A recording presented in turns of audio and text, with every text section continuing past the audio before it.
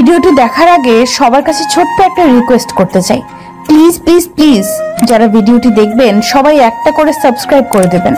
আপনাদের ভালোবাসা পেলে এমন ভিডিও আরো উপহার দেব। ভিডিওগুলো বানাতে অনেক কষ্ট হয় আমি জানি, এই ভিডিওটি অনেক মানুষই দেখবেন, তাই প্লিজ একটা করে সাবস্ক্রাইব করে দেবেন। আর যারা আমাকে ভালোবাসে তারা সবাই একটা করে লাইক দিয়ে দেখিয়ে দিবেন লাভ ইউ অল। তো চলুন আজকের ভিডিওটি শুরু করা যাক। গল্প শুরু করার আগেই বলে দেওয়া হচ্ছে এটি একটি কাল্পনিক গল্প। তো চলুন শুরু করা যাক।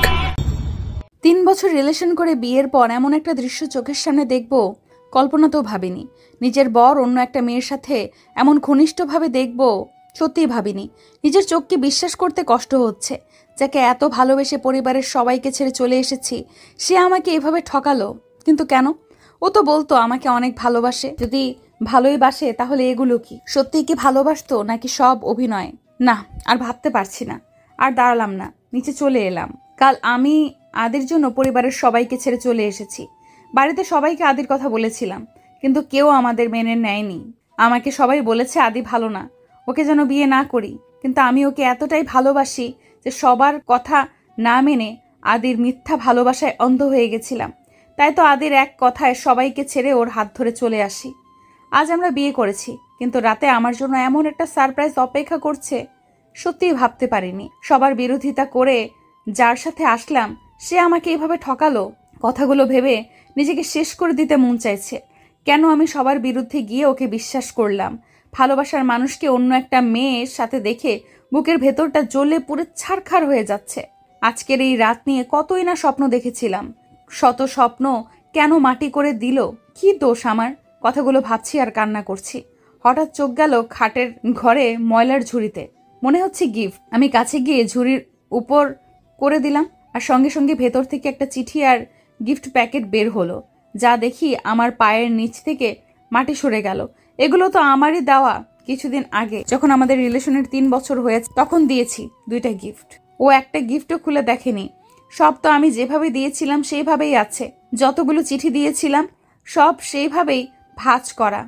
তার মানে এগুলোও খুলে দেখেনি। যত দেখছি ততই মনে হচ্ছে আদি আমাকে একটুও ভালোবাসে না। যদি ভালোবাসতো তাহলে এগুলো এভাবে ফেলে রাখতে পারতো না। তাহলে কি আদি কোনো দিন আমাকে ভালোবাসেনি? ভালো না বাসলে এতদিন এত ভালোবাসি ভালোবাসি বলতো সে? এগুলো কি ছিল? 3 বছর কি কম? আমার তো কখনো মনে হয়নি ও আমাকে ভালোবাসে না। আমার কত কেয়ার করতো। ও তো আমার পেছনে ঘুরতো। আমি মেনে নিচ্ছিলাম না বলে সুইসাইডও করতে গিয়েছে। সব কি অভিনয় ছিল? ভালো না বাসলে বিয়ে কেন করলো? ওই মেয়েকে যদি ভালোবেসে থাকে, ওকে যদি বিয়ে করতো, আমায় কেন করলো? বসে কান্না করতে লাগলাম। এর উত্তর দিতেই হবে। কেন আমার সাথে এমন করলো? কেন? কি অপরাধের জন্য এমন করেছে? ওকে বলতেই হবে। আমার ভালোবাসা নিয়ে চিনিমিনি কেন খেললো? হঠাৎ দরজা খুলে কেউ ভেতরে প্রবেশ করলো। আমি চোখ মুছে পেছনে তাকালাম। আদি এসেছে। আমাকে এইভাবে দেখে একটু অবাক হলো না, স্বাভাবিকভাবে তাকিয়ে চোখ ফিরিয়ে নিল। কিছু না বলে বাথরুমে চলে গেল। আমি ভেবেছিলাম আমাকে এইভাবে নিচে বসে থেকে কাঁদতে দেখে হয়তো কিছু বলবে, কিন্তু ও স্বাভাবিক চাহনি দেখে মনে হচ্ছে ও এটাই চাইছিল। এটা দেখে আরো কষ্ট লাগছে। কেন এমন করছে? আমি উঠে দাঁড়ালাম। আদি বাথরুম থেকে ড্রেস চেঞ্জ করে এসেছে। এসে আমার দিকে না তাকিয়ে খাটের দিকে গেল। ও কি শুতে যাচ্ছে মনে হয়। আমার সাথে কোনো কথা বলছে না। আমি নিজেই ওর সামনে গিয়ে দাঁড়ালাম।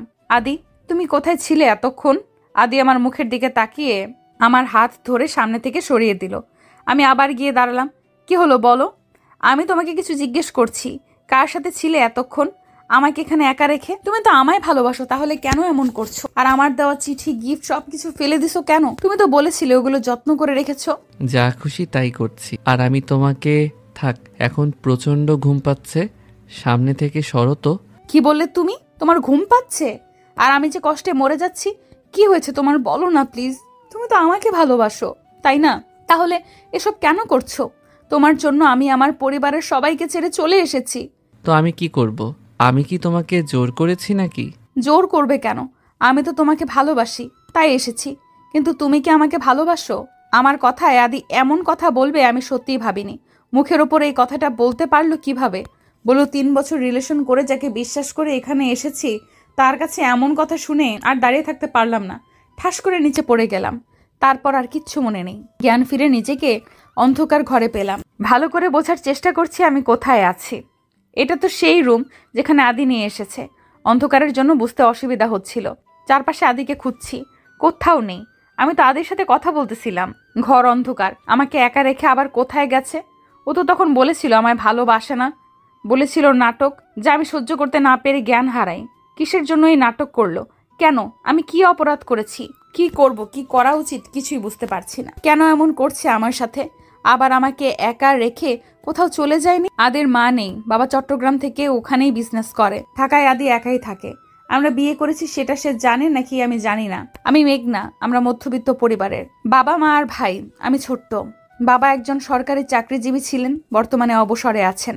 মা হাউসওয়াইফ, ভাই পুলিশ অফিসার। বাড়িতে সবাইকে যেদিন জানিয়েছিলাম, সকাল থেকে আদের কোনো কল আসেনি। সারাদিন অনেকবার ট্রাই করেছি। প্রচুর চিন্তা হচ্ছে, কেন ফোন দিচ্ছে না, আর আমার ফোন কেন রিসিভ করছে না, এসব চিন্তা করতেছি। রাতে ড্রয়িং রুমে বসে এসব ভাবছি। বাড়ির সবাই অবশ্য ভাবছে আমি এমন করছি কেন। সারাদিন কিছু খাইও নি। মা অনেক বলেছে কি হয়েছে আমার, আমি কিছু না বলেছি।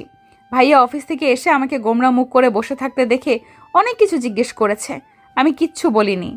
আর বলবো কি করে, ভাইয়া জানলে অনেক বকবে আমি জানি। চিন্তা করতে করতে রুমে এসে বসলাম। অমনি ফোন বেজে উঠল। আমি তো দ্রুত ফোন নিয়ে নিলাম হাতে। এটা আদির কল। রিসিভ করে তো কান্না করে দিলাম। আদি, তুমি আমাকে ভালোবাসো না তাই না? ভালোবাসলে কি আজ সারাদিন আমাকে ফোন না দিয়ে থাকতে পারতে? বলেই আবার কাঁদতে লাগলাম। ওফ মেঘনা, তুমি এত ছেলে মানুষই কেন বলো তো? আর কখন বললাম তোমায় ভালোবাসি না? আমি জানি, ভালোবাসলে কি কথা না বলে থাকতে পারতে? আমার ফোনও রিসিভ করনি। আমি অনেক বিজি ছিলাম, তাই তোমার ফোন রিসিভ করিনি। এতে ভালো না বাসা কি হলো? তোমার জন্য আজ সারাদিন আমি না খেয়ে আছি। তুমি ফোন রিসিভ করনি বলে খায়ও নি। সবাই বুঝেছে আমার কিছু একটা হয়েছে। তুমি আর কোনো দিন এমন করো না কিন্তু। আচ্ছা, আর না খেয়ে থাকাটা উচিত না কিন্তু। যাও তাড়াতাড়ি খেয়ে আসো, পরে কথা বলবো। এখন খাবো না, আগে আই লাভ ইউ বলো। ওই পাশ থেকে কিছু শোনার আগে কারো চিৎকার শুনলাম। ভয়ে আমার আত্মা শেষ। এটা তো ভাইয়ার কণ্ঠ। হাত থেকে ফোন পড়ে গেছে। পেছনে তাকিয়ে দেখি ভাইয়া আগুন চোখে আমার দিকে তাকিয়ে আছে। ভাইয়া কি শুনে ফেলেছে? আব্বু আম্মুও কি ভাইয়ার চিৎকার শুনে দৌড়ে আসে? ভাইয়া আমার কাছে এসে ঠাস করে গালে চর বসিয়ে দিল। আমি অবাক হয়ে ভাইয়ার মুখের দিকে তাকিয়ে আছি। ভাইয়া এত সহজে মারে না। আমি খুব বড় কোনো অন্যায় করলে এমন জোরে মারে। তার মানে ভাইয়া সব শুনেছে। চর খেয়ে যে ব্যথা পেয়েছি তার থেকে বেশি ভয় লাগছে ভাইয়া সব শুনে ফেলেছে বলে। কার সাথে কথা বলছিলি বল? তার জন্য না খেয়ে আসিস? কি হলো, কথা বলিস না কেন? তোমাকে আদর দিয়ে বাদর তৈরি করা হয়েছে, নইলে এসব করতে পারতে না। আমি চুপ করে চোখের জল ফেলছি, আর ভাইয়া আমাকে কথা শুনিয়েই যাচ্ছে। আব্বু এসে জিজ্ঞেস করছে কেন এমন করছে। তোমার মেয়ে কোনো এক ছেলেকে আই লাভ ইউ বলছিল ফোনে, আর তার জন্য নাকি না খেয়ে বসে আছে। সবাই মিলে আমাকে এতগুলো কথা শুনিয়ে চলে গেল। যাওয়ার আগে ফোনটাও নিয়ে গেল। এত কথাগুলো শুনেও আমার খারাপ লাগেনি, কষ্ট লাগেনি। কষ্ট লাগছিল ফোনটা নিয়ে গেছিল বলে। দুদিন আদির সাথে যোগাযোগ করতে পারিনি, ফোন কোনোভাবে নিতে পারছিলাম না। হঠাৎ কারো কথায় বাস্তবে ফিরলাম। তাকিয়ে দেখি আদি, সাথে একটা লোক, মনে হচ্ছে ডাক্তার। তাহলে আদি কি ডাক্তার আনতে গেছিল? আমাকে যদি ভালো না বাসে তাহলে ডাক্তার আনতে কেন গিয়েছিল? ডাক্তার আমাকে দেখে বলল না খেয়ে থাকার জন্য জ্ঞান হারিয়েছিলাম। তারপর ডাক্তার চলে গেল, আদিও সাথে গেল। সকালে বাড়ি থেকে না খেয়ে বের হয়েছিলাম। এখানে আসার পর আদি আমাকে একবার খেতে বলেছিল, আমি না করেছিলাম, আর খাওয়া হয়নি। এরপর আদি হাতে খাবার নিয়ে এলো, আমার সামনে খাবার রেখে খেতে বলল। আমাকে ভালো না বাসলে বিয়ে কেন করলে? আবার এখন সেবা যত্ন কেন করছো? ওই মেয়েকে যাকে নিয়ে তুমি ছাদে ছিলে, আর সে গেল কোথায়? তোমার কোনো কথার উত্তর আমি দেব না। শুধু এইটুকু জেনে রাখো, আমি তোমায় ভালোবাসি না। আগে যা ছিল সব নাটক, আর সেই নাটকটা করেছি তোমাকে বিয়ে করে কষ্ট দেওয়ার জন্য। আচ্ছা, কষ্ট না দিয়ে খাওয়াচ্ছ কেন? কষ্ট দাও, আমি জানি তুমি আমাকে ভালোবাসো, কিন্তু কেন স্বীকার করছো না? এটা তোমার ভুল ধারণা, তা খুব শীঘ্রই বুঝবে। আর খাওয়াচ্ছি কেন, না খাওয়ালে তোমাকে শাস্তি দেব কিভাবে? বলে জোর করে খাওয়াতে লাগলো। আমাকে খাইয়ে দিয়ে সোফায় শুয়ে পড়লো, আর আমি অবাক হয়ে তাকিয়ে আছি। তুমি সোফায় শুলে কেন? এখানে আসো। তোমার সাথে শুতে যাব আমি। চুপচাপ ঘুমিয়ে পড়ো, কাল থেকে অন্য রুমে শোবে। কেন অন্য রুমে শুবো?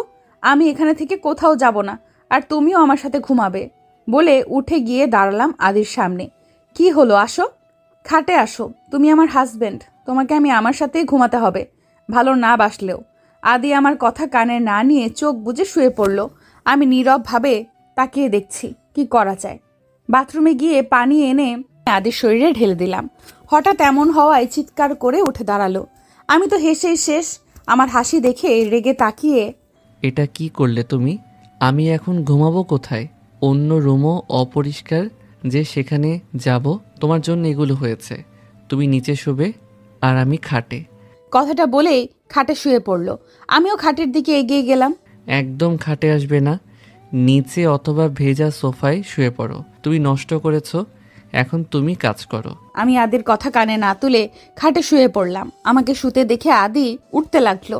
আমি ওর হাত টেনে ধরে রাখলাম। প্লিজ আদি, যেও না। আমার না খুব খারাপ লাগছে, সত্যি অনেক খারাপ লাগছে। তুমি আমাকে ধোকা দিবে আমি এখনো বিশ্বাস করিনি। এগুলো সব মিথ্যা, তাই না বলো? সব মিথ্যে। তুমি আমাকেই ভালোবাসো। সব সত্যি মেঘনা, আমি সত্যি তোমাকে ভালোবাসি না। কখনো না, তুমি আমাকে ঠকাতে পারো না। আমি তোমার জন্য পরিবারের সবার বিরুদ্ধে গিয়েছি। কেন এমন করলে? ভালো না বাসলে কেন ঠকালে? বলো প্লিজ। বলবো, কিন্তু এখন না। এখন বলো প্লিজ, কি এমন কারণ যার জন্য আমার জীবনটা নষ্ট করে দিলে? তোমাকে কথা দিতে হবে একটা। কি কথা? আমি সব দিতে রাজি, তবুও বলো আমার কি অপরাধ যার জন্য আমাকে এভাবে ঠকালে? এখন আমি কিছু বলবো না মেঘনা। যেদিন তুমি সব জানবে সেদিন আমার লাইফ থেকে তোমাকে চিরদিনের জন্য চলে যেতে। আদি, এমন একটা কথা তুমি বলতে পারলে? আমি তোমাকে ছেড়ে চলে যাব? এটা কখনো, তোমাকে ছাড়া আমি থাকতে পারবো না। প্লিজ অন্য কিছু বলো।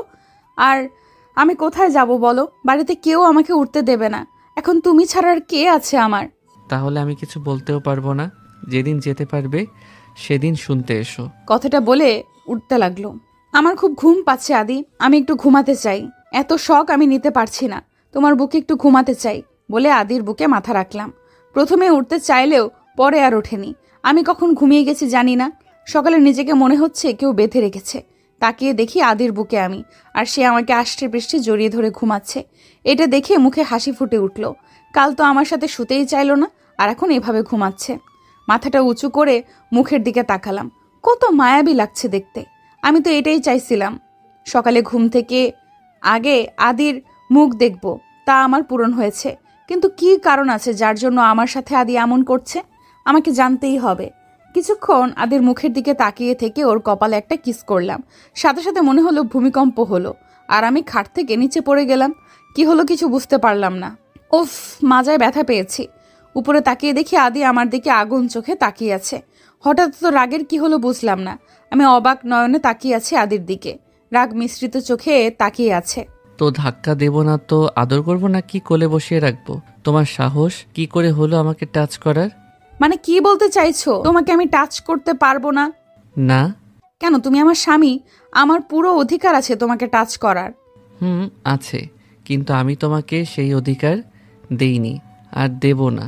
আমি অন্য কাউকে ভালোবাসি। কিছুদিন পর তাকে বিয়ে করব। তোমাকে শুধু কষ্ট দেওয়ার জন্য আমি বিয়ে করেছি। খুব তাড়াতাড়ি তোমাকে ডিভোর্স দিয়ে নিশিকে বিয়ে করব। তাই আমার থেকে দূরে থাকবে। কথাটা বলেই আদি ওয়াশরুমে চলে গেল। আমার দিকে ফিরেও তাকালো না। এতটাই ঘৃণা করে আমায়। আর কি বলল? নিশিকে ভালোবাসে।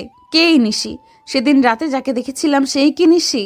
এইভাবে বলতে পারলো অন্য মেয়েকে ভালোবাসার কথা? আর কি বলল ডিভোর্স দেবে আমাকে? না, এটা কিছুতেই হতে দেব না। আমি কখনো ডিভোর্স দেব না। শত অপমান করুক, কষ্ট দেখ, আমি আদিকে ছেড়ে কোথাও যাব না। আমাকে খুঁজে বের করতে হবে কি কারণে এত ঘৃণা আদি মনে আমার জন্য। বাড়ির কথা খুব মনে পড়ছে। মা, বাবা, ভাইয়া সবাই কেমন আছে? সবাই আমাকে হয়তো ঘৃণা করছে, আর ভালোবাসবে না কেউ আমাকে। সবাইকে পর করে চলে এসেছিলাম যার হাত ধরে বিশ্বাস করে, সেও তো আমাকে কষ্ট দিচ্ছে। আদি আমাকে বাড়ি থেকে তাড়িয়ে দিলে কোথায় যাব? আমার বাড়িতে যাওয়ার মুখ নেই, কারোর সামনে যেতে পারবো না। খুব তাড়াতাড়ি এসব জানতে হবে। পুরো শরীর ব্যথা হয়ে গেছে, উঠতেও পারছি না। আগে আমি একটু ব্যথা পেলে আদি পাগলের মতো হয়ে যেত, আর এখন নিজেই ব্যথা দিচ্ছে। কেন এত বদলে গেলে তুমি আদি? আবার আগের মতো হয়ে যাও না। কি হলো? এখনো সেখানেই বসে আছো কেন? যাও ফ্রেশ হয়ে রান্না করো। আমি অফিসে যাব। আর একদম ন্যাকা কান্না কাঁদবে না, আমার অসহ্য লাগে এসব। আমার কান্না তোমার কাছে অসহ্য লাগছে? হ্যাঁ। ভালো। আর কি যেন বললে? তুমি ভালো করে জানো আমি রান্না করতে পারি না। পারো না বললে তো হবে না, আমার এখন খিদে পেয়েছে। যাও তাড়াতাড়ি রান্না করো, দরকার পড়লে অনলাইন দেখে নাও, তবুও তোমাকেই রান্না করতে হবে। আমার পুরো শরীর ব্যথা করছে আদি, আমি রান্না করতে পারবো না, তুমি অন্য কাউকে বলো। অন্য কাকে বলবো? এখানে আমি আর তুমি ছাড়া কেউ নেই, সো তোমাকেই রাঁধতে হবে। কেউ নেই মানে? তাহলে কাজ করবে কে? কেন, তুমি করবে? আমি করব। তুমি তাড়াতাড়ি যাও, নইলে আমি তো বাইরে গিয়ে খেতে পারবো। কিন্তু তুমি কি খাবে? নিজের খিদে লাগলে রান্না করো। বলেই আদি রেডি হতে লাগলো। আমি কষ্ট করে উঠে বাথরুমে গেলাম, গোসল করে পড়লাম মহা বিপদে। এখন কি পরবো? আমার তো এখানে জামা কাপড়ও নেই, শীত করছে কিন্তু বের হতে পারছি না। আদি রুমে আছে। কি হলো, আজ কি আর বের হবে না নাকি? এতক্ষণ লাগে কারো? আমি কিন্তু বসে আছি, না খেয়ে যাব না। তাড়াতাড়ি আসো, রান্না তোমাকে করতেই হবে। আমার ড্রেস আনিনি, প্লিজ দাও না, নয়তো বের হতে পারবো না। কি মেয়ে তুমি? কেউ ড্রেস ছাড়া গোসল করে? প্লিজ দাও না, আমার মনে ছিল না। দরজাটা খুলো। দরজা খুলবো কেন? আপনি না আমাকে বউ বলে মানেন না, তাহলে এটা কিন্তু ঠিক না। আমার তো তোমাকে দেখার ইচ্ছে নেই, তোমার ড্রেস নেওয়ার জন্য দরজা খুলতে বলছি। ও, দরজা খুলে একটু ফাঁক করে হাত বের করে জামা নিলাম। কিছুক্ষণ পর এত সময় লাগে রান্না করতে? তুমি তো অকর্মার ঢেকি, তোমার আগে কাউকে দেখিনি। নিজে রান্না করে খান, তাহলে আমাকে দিয়েছেন কেন রাত্রে? অনেক কষ্টে রুটি আর ডিম ভাজলাম, জীবনে ফার্স্ট রান্না করলাম। রুটিটা পুড়ে পুড়ে গেছে, কিন্তু রান্না করেছি এই অনেক। হাতে ছ্যাঁকাও খেয়েছি। খাবার নিয়ে আদির সামনে রাখলাম। অনেক খুশি হয়েই গেলাম, কিন্তু খুশি বেশিক্ষণ থাকলো না। এগুলো কি? সব তো পুড়ে গেছে, এসব কি খাওয়া যায়? বলেই সব ফেলে দিল। আমি ভেবেছিলাম আমার রান্না যেমনই হোক আদি মজা করে খাবে, কিন্তু আমার সমস্ত বিশ্বাস ভেঙে ফেলে দিল। তারপর চলে গেল। আমি সব আবার উঠিয়ে প্লেটে রাখলাম। চোখের পানি বাদ মানছে না। এত অবহেলা মেনে নেওয়া যায়? খিদে পেয়েছিল এখন, আর খাওয়ার ইচ্ছেও নেই। রুমে এসে শুয়ে পড়লাম। অনেক খারাপ লাগছে, একটু ঘুমানো দরকার। বিকেলের দিকে ঘুম থেকে উঠে এখন আর নড়তে পারছি না। এত খিদে পেয়েছে যে আমি নড়তেও পারছি না। এমনিতে আমার খিদে সহ্য করতে পারি না আমি, আর আজ সারাদিন না খেয়ে আছি। এইরকম কোনোরকম উঠে বাইরে এলাম। সিঁড়ি দিয়ে নামতেও পারছি না, এত দুর্বল লাগছে। মনে হচ্ছে এক্ষুনি পড়ে যাব। নিচে গিয়ে পুরো রুটি আর ডিম নিয়ে বসলাম, একটু ছিঁড়ে মুখে দিলাম। ছি, কি খারাপ হয়েছে খেতে। এগুলো কি খাওয়া যায়? তাও খিদে বেশি পেয়েছে বলে অনেক কষ্টে একটু খেলাম। ফোনও নেই যে আদিকে কল করব। একা একা এখন খারাপ লাগছে। ঘুমিয়েছিলাম বলে এতক্ষণ কোনো রকম লাগেনি। এখন বুঝতে পারছি বাড়িটা কত নিস্তব্ধ। দরজা খুলে বাইরে আসলাম। দারোয়ান আছে একজন, এছাড়া আর কেউ নেই। বিকেল হয়েছে বলে সে বাগানে পানি দিচ্ছে। আমি এগিয়ে গেলাম তার সাথে একটু কথা বলার জন্য। আর তো কেউ নেই কথা বলার মতো। বাগানটা সুন্দর, আদি করেছে, মনে হয় সব ধরনের ফুল আছে।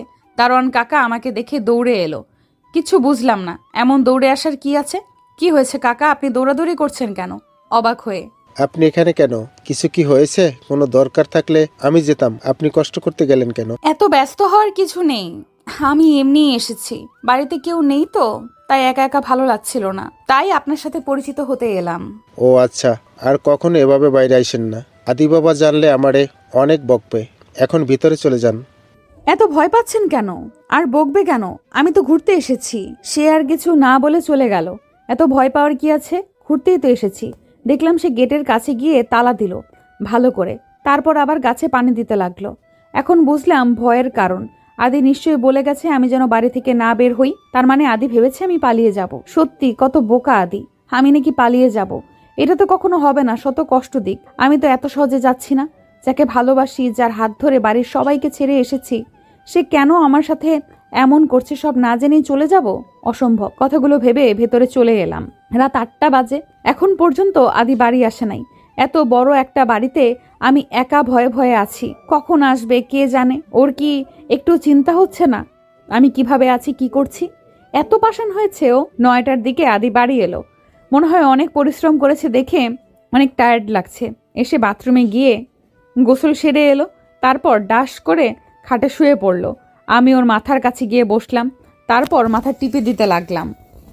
ও আমার হাত নিজের হাতের মুঠোয় নিয়ে বিড়বিড় করে কি যেন বলতে লাগলো।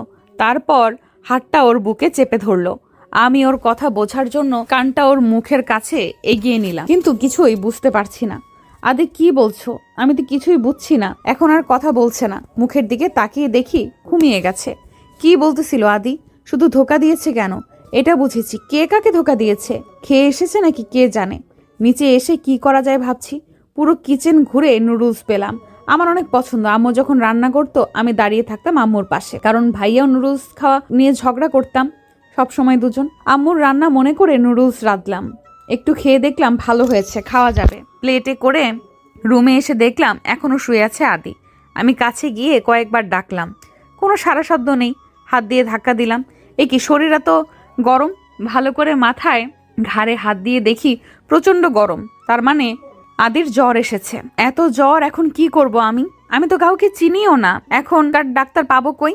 আমার জ্বর আসলে আম্মু পানি ভিজিয়ে দিত, আমিও তাই করি, দেখি কাজ হয় নাকি। অনেকক্ষণ দিলাম কিন্তু কিছুই হচ্ছে না। আদির নাম্বার নিয়ে দারোয়ান কাকাকে ফোন দিলাম, সেও ফোন ধরছে না। কয়েকবার দিয়ে রেখে দিলাম, মনে হয় ঘুমিয়ে পড়েছে। একটু পর কলিং বেল বাজানোর শব্দ পেলাম। এত রাতে আবার কে এলো? দরজার কাছে এসে বললাম, কে? ম্যাডাম, আমি শফিক, আপনাদের দারোয়ান। আমাকে ফোন দিয়েছিল আদি বাবা। ও আপনি? আপনি তো আমার ফোন রিসিভ করছিলেন না। দরজা খুললাম। কি হয়েছে ম্যাডাম? এত রাতে ফোন দিয়েছিল কেন আদি বাবা? আদি না, আমি দিয়েছি। কেন, কি হয়েছে? আদির অনেক জ্বর এসেছে। আমি কি করব ভেবে পাচ্ছি না। আপনি একটু ডাক্তারকে খবর দিতে পারবেন? পারবো। আপনি এত চিন্তা করেন না, আমি আসছি। একটু পর শফিক ডাক্তার নিয়ে আসে। 2 দিন জ্বর থাকে আদির। এত কষ্ট হচ্ছিল ওর, উঠতে পারে নাই। আমাকে কিছু বলেও নি। এই 2 দিন আমি ওর সাথেই থেকেছি। দারোয়ান কাকাকে বলে বাইরের খাবার আনিয়ে খাইয়েছি। এদিকে আমার বাবা মা মেয়ের চিন্তায় শেষ। আমার মেয়েটা কোথায় চলে গেল? 4 দিন হয়ে গেছে মেয়েটা নিখোঁজ। তুমি যদি মেনে নিতে ওই ছেলেকে, তাহলে আজ মেয়েটা চলে যেত না। কোথায় আছে, কি করছে, কে জানে। বলেই কান্না করতে লাগলো রুমা বেগম, মানে আমার মা। রেগে কথাগুলো বলল মহিউদ্দিন, আমার বাবা। ওই মেয়ের জন্য কেঁদে কি হবে? সে কি আমাদের কথা ভেবেছে? নিজের জন্য আমাদেরকে পর করে অন্য একটা ছেলের হাত ধরে চলে গেছে। ওই মেয়ের জন্য আর কাঁদবে না। তুমি বুঝবে না, মায়ের মন মেয়ে শত খারাপ হলেও মা কখনো তাকে ভুলতে পারে না। আমিও পারবো না। তুমি আমার মেয়েকে ফিরিয়ে দাও। ওর যার সাথে খুশি থাক, মেনে নাও। 2 দিন তো কম খুঁজলাম না, আর ওর নাম মুখে আনবে না। বলেই উঠে চলে গেল। আমার মা আমার জন্য কষ্ট পাচ্ছে। মেয়েরা এমনই হয়, সন্তান শত ভুল করলেও ক্ষমা করে দেয়। আমার ভাই অফিস থেকে সোজা চলে গেছে বন্ধুদের সাথে আড্ডাখানায়। কিরে মেঘ, তুই এইখানে কেন? বন্ধু ছাড়া তো আসিস না, আজ একেবারে অফিস থেকে এইখানে চলে এলি? কিছু না বলে মদের বোতল হাতে নিয়ে খেতে লাগলো। এটা কি করছিস আজ? এগুলো খাচ্ছিস কেন? বাড়ি যাবি না? আংটি তোকে এভাবে এখন দেখলে অনেক কষ্ট পাবে, কিন্তু এমনিতেই মেঘনাকে খুঁজে পাওয়া যাচ্ছে না। আমি পারছি না, আর আমার অনেক কষ্ট হচ্ছে। এগুলো না খেলে আমি পাগল হয়ে যাব। তোর বাবা মার জন্য নিজেকে শক্ত রাখা উচিত। উনি ঠিক বলেছে। এইসব ভুল। বাড়ির সবার জন্য খুশি থাকা, ভালো থাকা। মেঘনার কোনো খোঁজ পেয়েছিস? না রে, পাইনি। অনেকক্ষণ থেকে বাড়ি ফিরে এলো মেঘ ভাইয়া। আজকে খাওয়াটা বেশি হয়ে গেছে। নিজেকে কন্ট্রোল করে কলিং বেল দেওয়ার সাথে সাথে দরজা খুলল। আম্মু আজও জেগে আছে। কিরে, এলি কেন? তুইও চলে যা আরেকজনের মতো। আর আসতে হবে না, কাউকে দরকার নেই। মা। তুই মদ খেয়েছিস? না মানে কি বলবো আমি বুঝতে পারছি না। কি হলো বল? এগুলো খেয়ে বাড়ি আসার আগে আমার জন্য বিষ নিয়ে আসতি। তোদের জন্য কি কোনো দিন শান্তি পাবো না? একজন চলে গেছে ভালোবেসে, আর একজন দেবদাস হয়ে ঘুরছে। বলেই আম্মু কাঁদতে কাঁদতে চলে গেল। আমি নিজের রুমে চলে আসলাম। সত্যি কি অনেক খারাপ হয়ে গেছি? কিন্তু কেন? ভালোবেসে। অতীতের পাতায় ডুব দিল ভাইয়া। কিরে, না খেয়ে বেরিয়ে যাচ্ছিস যে? একটু আগে তো খেলাম, আবার খাবো কি বলছো? 10টায় খেয়েছি, আর এখন মাত্র 11টা বাজে। ভাইয়া বিরক্ত হয়ে কথাটা বলল। সে তার মাকে চেনে, কোথাও যেতে গেলে সব সময় এমনই করে। তাই কি হয়েছে? খেয়েছিস বলে একটু পর তো আবার খিদে পাবে। আমি এক খাবার টিফিনে বক্সে বেড়ে রেখেছি, ওটা নিয়ে যা, রাস্তায় খেয়ে নিস। কেন যে দূরে গিয়ে পড়তে হবে বুঝি না। এখানে কি পড়ার জায়গা নেই যে চট্টগ্রামে যেতে হবে? কথাগুলো বলেই কান্না কান্না ভাব করে উঠল আম্মু।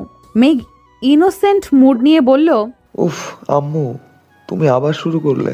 1 বছরেরই তো ব্যাপার, এত কান্নার কি আছে? আমি তো কিছুদিন পর পর আসবো। এখন তুমি কান্না করলে আমি কি যেতে পারবো? আচ্ছা, নিজের খেয়াল রাখবি, আর সময় মতো খাওয়া দাওয়া করবি। নিজের প্রতি তো একটুও যত্ন নেস না। আর এই টিফিন বক্স ব্যাগে ভরে নে, আমি আরেক প্লেটে খাবার এনে তোকে খাইয়ে দিব। আমি সত্যি এখন যেতে পারবো না, তুমি টিফিনটা দাও, নিয়ে যাচ্ছি। মেঘনা কই? ওকে দেখছি না যে। কই আর থাকবে, রাগ করে বসে আছে ঘরে। বোনের রাগ ভাঙাতে ঘরে গেলাম, ওরে বাবা, রেগে আমার দিকে তাকাচ্ছেও না। আমি সামনে গিয়ে কানে ধরে সরি বললাম, কাজ হলো না। মেঘনা আমাকে ছাড়া একটুও থাকতে পারে না। ও যদি জানে চলে যাব তাহলে না খেয়ে থাকতো। তাই ভেবেছি না জানিয়ে যাব, কিন্তু সকালে সব জেনে গেছে। কি হলো, কথা বলবি না আমার সাথে? সরি বললাম তো, এখন কি কান ধরে উঠবোস করতে হবে আমাকে? থাক, আর ভাব দেখাতে হবে না। তুমি তো আমাকে একটুও ভালোবাসো না। বাসলে কি না জানিয়ে যাওয়ার কথা ভাবতে? তুই কষ্ট পাবি তাই। আচ্ছা সরি, আর কখনো এমন করব না। এখন আমাকে হাসি মুখে বিদায় দে, নয়তো আমি যেতে পারবো না। অনেকক্ষণ ধরে মেঘনার রাগ ভাঙাতে সক্ষম হলাম। তারপর সবার থেকে বিদায় নিই, রওনা হলাম চট্টগ্রামের উদ্দেশ্যে। মাস্টার্স পড়তে যাচ্ছি চট্টগ্রামে। বাড়ির সবাইকে ছেড়ে যেতে খারাপ লাগছে, কিন্তু সরকারিভাবে পড়তে পারবো, তাই চলে এলাম। এখানে এসে আরেক বিপদ হলো। যে বাড়িতে ভাড়া থাকবো সে বলল আজকে নাকি থাকতে পারবো না, কারণ যে রুমে আমি থাকবো তাতে যারা ছিল তাদের আর চলে যাওয়ার কথা ছিল। কিন্তু একটা প্রবলেমের জন্য আরো 1 সপ্তাহ থাকতে হবে তাদের। বাড়িওয়ালা বলল, আমার জন্য তোমার কি বিপদ হলো বাবা? এখন কি করি বলো তো? এতদিন ছিল তারা, এখন তো আর বলা যায় না চলে যাও। আঙ্কেল, কিন্তু আমি এখন কোথায় যাব? আমি তো এখানে কাউকে চিনিও না। আর 7 দিন কোথায় থাকবো? আমার কাল থেকে ক্লাস করতে হবে। আচ্ছা দাঁড়াও, আমি একটা ব্যবস্থা করছি। তোমাকে অন্য এক জায়গায় থাকতে হবে। আর বন্ধু হাবিবুর এর বাসায়, ওরা ভাড়া দেয় না নিজেদের। আমি ফোন করে বলে দিচ্ছি, তুমি ওখানে যাও, 1 সপ্তাহ পর এখানে থেকো। বাড়ির সামনে দাঁড়িয়ে আছে ভাইয়া। বাড়িটা অনেক বড়, দোতলা গেটের বাইরে দাঁড়িয়ে আছে। অন্যের বাসায় যেতেও কেমন জানি লাগছে তার। হঠাৎ দারোয়ান তাকে দাঁড়িয়ে থাকতে দেখে বেরিয়ে এলো। কাকে চাই? এভাবে দাঁড়িয়ে আছেন কেন? এটা কি হাবিবুর রহমানের বাড়ি? তার সাথে কথা বলে ভেতরে ঢুকলো ভাইয়া। চারপাশে দেখছে অনেক সুন্দর বাড়িটা, একদম সাজানো গোছানো, সবকিছু দেখছিল। হঠাৎ একটা মিষ্টি কণ্ঠের গান কানে এলো। তার গানটা যেন হৃদয় ছুঁয়ে যাচ্ছে। কে গাইছে এত সুন্দর করে, জানার খুব ইচ্ছে হলো। ভাইয়ার বাড়ির ভেতরে না গিয়ে বাগানের দিকে যেতে লাগলো। ওই দিক থেকেই গানটা আসছে। এই দিকটা তো আরো সুন্দর, নানা ফুলের গাছ, 4-5 ফুলের গন্ধে মম করছে। মুগ্ধতার সাথে দেখছে আর এগিয়ে যাচ্ছে। হঠাৎ দেখলো একটা মেয়ে গান গাইছে আর নাচছে, আর অন্যদিকে যার জন্য ভাইয়া মুখ দেখতে পারছে না। ও দেখার চেষ্টা করছি, কিন্তু অন্যদিকে ঘুরে আছে। মেয়েটা একটা নীল রঙের ফ্রক আর সাদা ওড়না কোমরে বেঁধে রেখেছে, চুলগুলো বেনি করে রেখেছে। হঠাৎ নাচতে নাচতে তার দিকে ঘুরলো আর সাথে সাথে চিৎকার করে উঠলো। ভাইয়া কিছু বুঝলো না, মেয়েটার সাথে ভাইয়াও চিৎকার করে উঠলো। মেয়েটি হঠাৎ চিৎকার থামিয়ে অবাক চোখে আমার দিকে তাকালো। আর আমি মেয়েটির চোখে হারিয়ে গেছি। অসম্ভব সুন্দর দেখতে। মুগ্ধ হয়ে তাকিয়ে আছি মেয়েটির দিকে, অন্য কোনো দিক খেয়ালই নেই। হঠাৎ চেঁচামেচিতে বাস্তবে ফিরলাম। এই মিস্টার, আপনি কে? আর এভাবে চিৎকার করলেন কেন? আমি তো আপনার চিৎকার শুনে চিৎকার করলাম, আপনি চিৎকার করলেন কেন? আমি তো আপনাকে দেখেই চিৎকার করেছি, কিন্তু আপনার চিৎকারের কারণটা বুঝলাম না। আপনি কে আর এখানে কি করছেন? ওয়েট, আপনি কি চুরি করতে এসেছেন? ঠিক, আমি শুনেছি এখন চোরেরাও ভালো পোশাক পরে। আসলে আমাদেরকে বোকা বানানোর জন্য মিষ্টি মিষ্টি কথা বলে, তারপর সবকিছু নিয়ে চলে যায়। কিন্তু আপনার সে আশা সফল হবে না। আমি আপনাকে চিনে ফেলেছি। আব্বু, আব্বু, কোথায় তোমরা? চোর ধরেছি। এ কোন বিপদে পড়লাম রে বাবা, এই মেয়ে তো অনেক সাংঘাতিক, আমাকে চোর বানিয়ে দিল। আব্বু, আম্মু, হাসান কাকা, কে কোথায় আছো? তাড়াতাড়ি আসো, এদিকে আমি চোর ধরেছি। বলেই মেয়েটি ভাইয়ার হাত জাপটে ধরলো। ও বলছে চোর না, অথচ মেয়েটি ভাইয়ার কথা কানেই নিচ্ছে না। চিল্লাচিল্লি করে ডেকেই চলেছে। নিরুপায় হয়ে চুপ করে দাঁড়িয়ে আছে। একটা মধ্য মহিলায় এলো, মনে হয় মেয়েটার মা, আর সাথে আরেকজন। ইনি হয়তো এর বাবা। দৌড়ে এদের কাছে এসে দাঁড়ালো। কি হয়েছে অনু? তুই এভাবে চিল্লাচিল্লি করছিস কেন? আর এই লোকটাকে এভাবে ধরে রেখেছিস কেন? তার মানে মেয়েটার নাম অনু? আম্মু, ইনি চোর। আমি ধরেছি হাতে নাতে। দেখো, বাড়ির পেছনে দরজা দিকে যাচ্ছিল, কিন্তু আমি এখানে ছিলাম বলে যেতে পারিনি। আমি চোর না, আর কতবার বলবো? অনু রাগে চোখে তার দিকে তাকিয়ে, চোরেরা কি স্বীকার করে যে আমি চোর? আচ্ছা, ওকে তো দেখে চোর মনে হচ্ছে না, তোর হয়তো ভুল হচ্ছে অনু। আব্বু, আমার কেন ভুল হবে? যে ভালো পোশাক পরেছে বলে কি চোর হতে পারে না? আচ্ছা, তোমার নাম কি বলো তো? জি, আমি মেঘ। আপনার বাসায় 1 সপ্তাহ থাকতে এসেছিলাম। আপনাকে কি ফোন করে বলেনি? ও বলেছে কিছুক্ষণ আগে। তুমি সেই অনু? ইনি কোনো চোর না, তোমার আঙ্কেল পাঠিয়েছে। সরি বলো, না জেনে এমন হেনস্থা করা উচিত হয়নি তোমার। অনু ভাইয়ার হাত ছেড়ে কিছুটা লজ্জা পাওয়ার মতো সরি বলল, তারপর দৌড়ে চলে গেল। কিছু বুঝলো না ভাইয়া এভাবে যাওয়ার কারণ। তুমি কিছু মনে করো না ওর ব্যবহারে।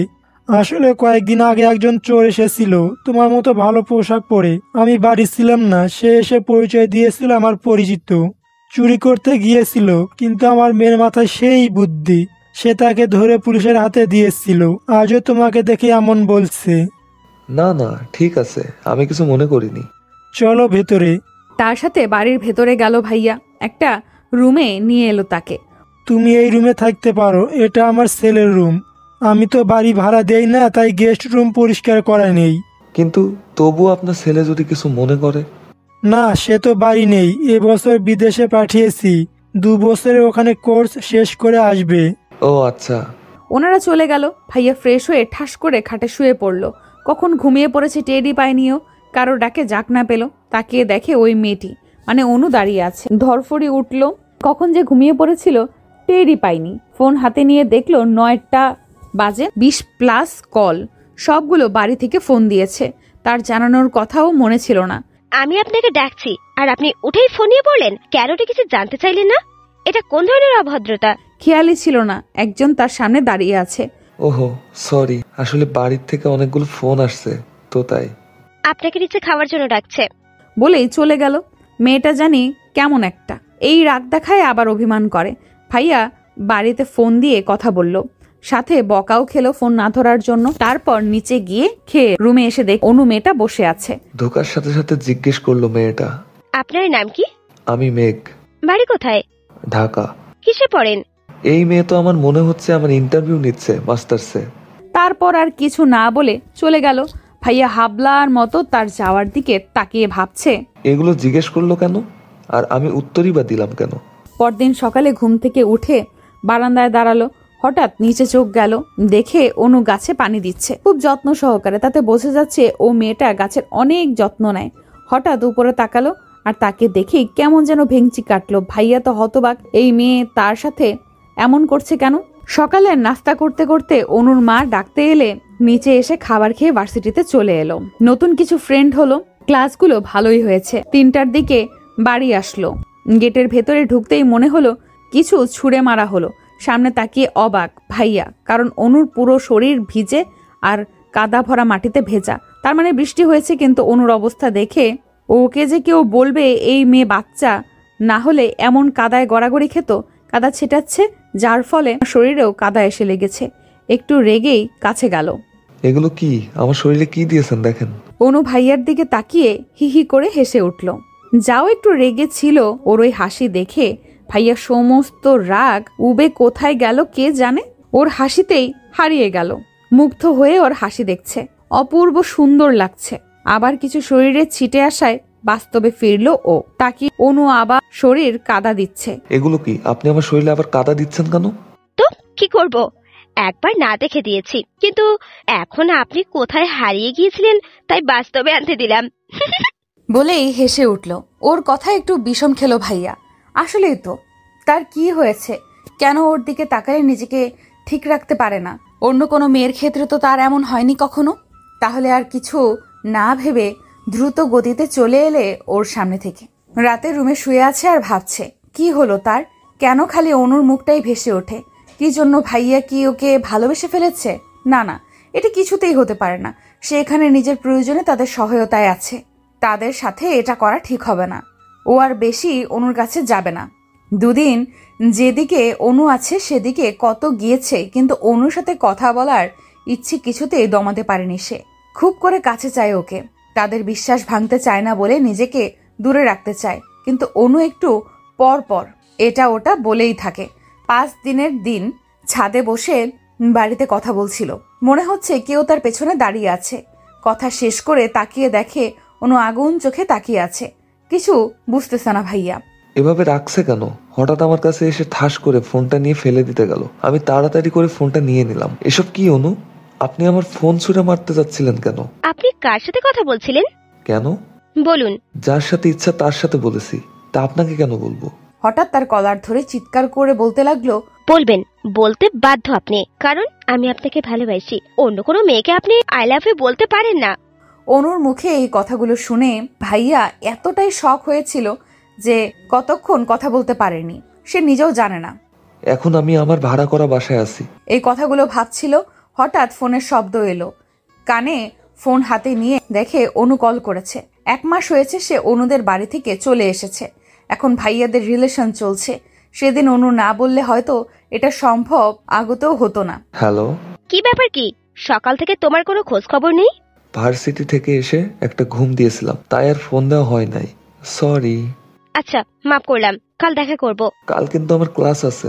আমি কিছু শুনতে চাই না, কাল দেখা করব। বলেই ফোন রেখে দিল। পরদিন অনু লজ্জায় লাল হয়ে আছে। মেঘ ভাইয়া পলকহীন তাকিয়ে আছে অনুর দিকে। মেঘ মুগ্ধ নয়নে তাকিয়ে আছে, কারণ আজ অনু তাকে অনেক বড় সারপ্রাইজ দিয়েছে। নীল কালারের শাড়ি পরে এসেছে, অপূর্ব লাগছে, কিছুতেই চোখ সরানো যাচ্ছে না। মেঘ ভাইয়া হাত উঠিয়ে অনুর খোলা চুলগুলো মুখের ওপর থেকে কানে গুজে দিল। আজকে আমাকে পাগল করতে এভাবে এসেছো? কি? তুমি তো বলেছিলে তোমার শাড়ি পছন্দ না, কখনো পরতেও না, তাহলে আজ পরলে যে? আমার পছন্দ না, কিন্তু তোমার পছন্দ। তোমার জন্য আমিও পছন্দ পাল্টে ফেললাম। সত্যি? না, মিথ্যে সব। দূর।